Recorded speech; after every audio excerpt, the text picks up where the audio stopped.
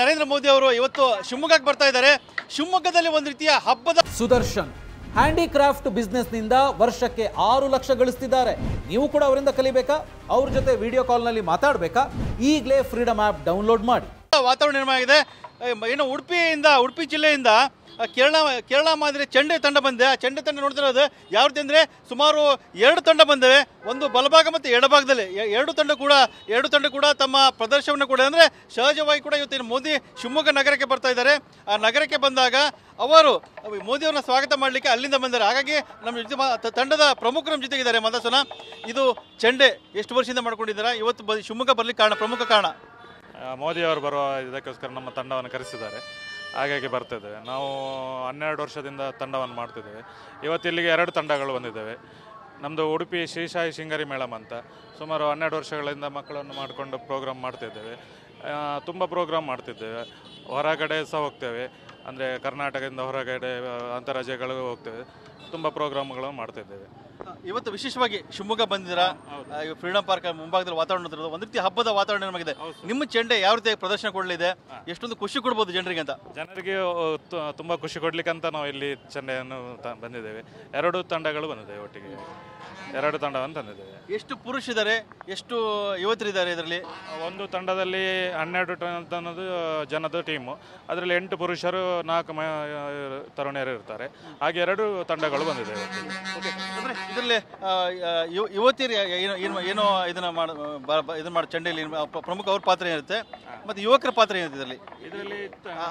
ವಾದ್ಯಗಳದ್ದು ತರುಣಿಯರು ತಾಳದಲ್ಲಿ ಕುಣಿತವನ್ನು ಮಾಡ್ತಾರೆ, ಮತ್ತು ಚೆಂಡೆಯಲ್ಲಿ ಬಡಿತದ ಸದ್ದು ಮಾಡುತ್ತಾರೆ. ಅದರಲ್ಲಿ ಹಿಂದುಗಡೆ ಬೇಸ್ ಬರುತ್ತೆ.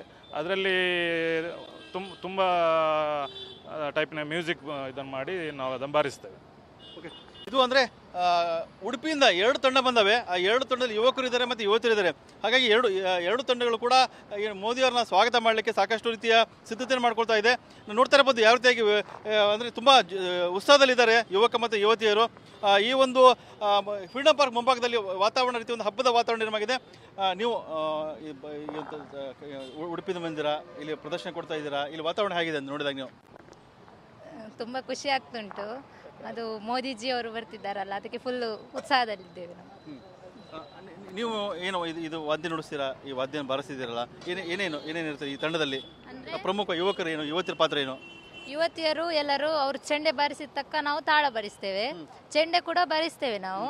ಆದರೆ ಈಗ ಹುಡುಗರು ಚೆಂಡೆ ಬಾರಿಸ್ತಾರೆ, ಅದಕ್ಕೆ ತಕ್ಕ ನಾವು ತಾಳ ಬಾರಿಸ್ತೇವೆ ಅಷ್ಟೇ. ಈ ಚೆಂಡೆ ಮತ್ತು ತಾಳ ಕಾಂಬಿನೇಷನ್ ಹೇಗಿರುತ್ತೆ ನಿಮ್ದೆಲ್ಲ ಇಬ್ಬರದು? ಕಾಂಬಿನೇಷನ್ ಅವ್ರು ಹೇಳ್ತಾರೆ ಹೀಗೆ ಬೀಟ್ ಬಾರಿಸ್ತೇವೆ ಅಂತ, ಅದಕ್ಕೆ ತಕ್ಕ ನಾವು ತಾಳ ಬಡಿತಾ ಹೋಗ್ತೇವೆ ಅಷ್ಟೇ.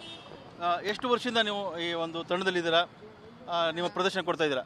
ಸುಮಾರು ಈಗ 5.5 ವರ್ಷ ತನಕ ಆಯಿತು ಈ ತಂಡದಲ್ಲೇ ಇದ್ದೇವೆ ನಾವು. ಅದೇ ಇದು ಇಲ್ಲಿರುವಂಥ ಯುವತಿಯ ಮಾತು. ಚೆಂಡೆ ಮತ್ತು ತಾಳ ಇದೆ. ಈ ತಾಳವನ್ನು 2 ಕಾಂಬಿನೇಷನ್ ಇದು. ಈ ಕಾಂಬಿನೇಷನ್ ಮೂಲಕವಾಗಿ ನಾವು ಇದನ್ನು ಪ್ರದರ್ಶನ ಕೊಡ್ತೇವೆ. ಇದು ಒಂದು ರೀತಿಯ ಜೋಶ್ ಇರುತ್ತೆ. ಆ ಜೋಶ್ ನಮ್ಮಲ್ಲಿದೆ. ಇವತ್ತು ಮೋದಿ ಬರ್ತಾ ಇದ್ದಾರೆ. ಸೊ ಮೋದಿ ಸ್ವಾಗತ ಮಾಡಲಿಕ್ಕೆ ಉಡುಪಿಯಿಂದ ಬಂದ ಮಾತನ್ನು ಕೂಡ ಈ ತಂಡದ ಸದಸ್ಯರು ಹೇಳ್ತಿದ್ದಾರೆ. ಕ್ಯಾಮರಾಮನ್ ಶಶಿಕುಮಾರ್ ಜೊತೆ ಬಸವರಾಜ್ ಗಣ್ಮೆ, TV9 ಶಿವಮೊಗ್ಗ.